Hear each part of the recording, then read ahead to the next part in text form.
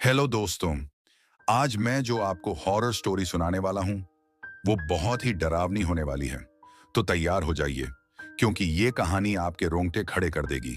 अगर आप हमारे चैनल पर पहली बार आए हैं तो चैनल को अभी सब्सक्राइब कर लो क्योंकि इस वीडियो का नेक्स्ट पार्ट भी बहुत जल्द आने वाला है और बहुत सारी हॉरर स्टोरी भी आपके लिए तैयार हैं जो आपके होश उड़ा देंगी। इसलिए सब्सक्राइब टू माय चैनल। तो चलिए अब सुनते हैं एक स्केरी हॉरर स्टोरी जो आपको अकेले में सोचने पर मजबूर कर देगी।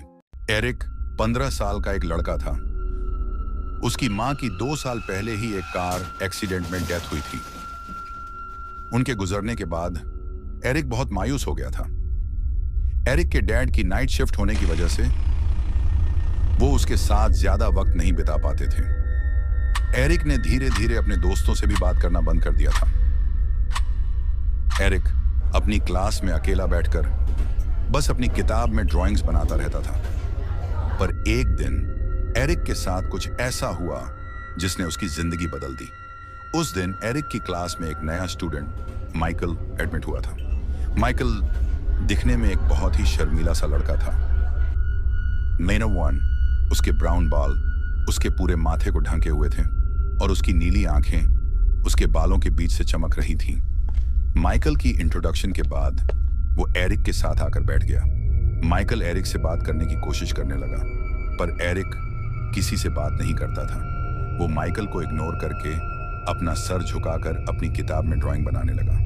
थोड़ी देर में स्कूल खत्म होने की घंटी बजी और सभी बच्चे अपने अपने घर जाने लगे। एरिक भी अपनी साइकिल पर स्कूल से बाहर निकला कि तभी उसने देखा स्कूल गेट के बाहर उस लड़के माइकल को बुली किया जा रहा था।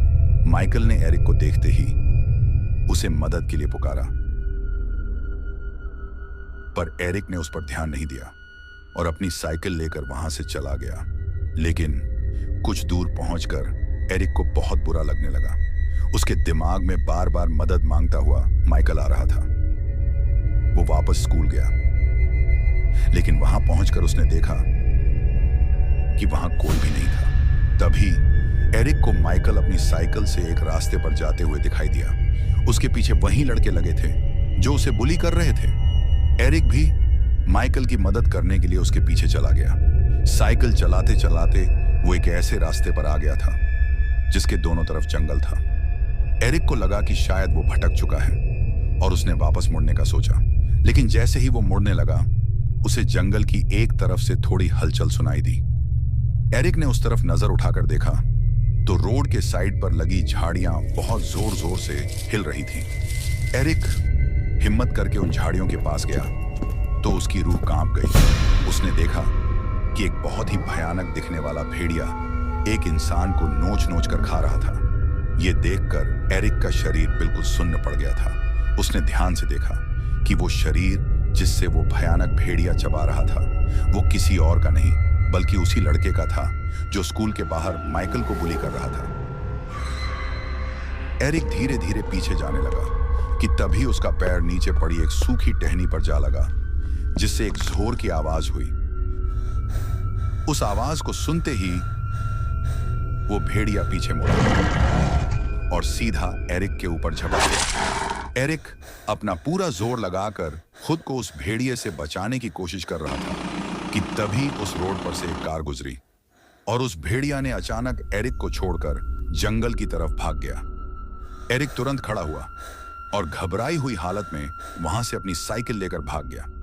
उसने जल्दी से जाकर पुलिस को इन्फॉर्म किया और पुलिस को लेकर उसी जगह पर पहुंच गया।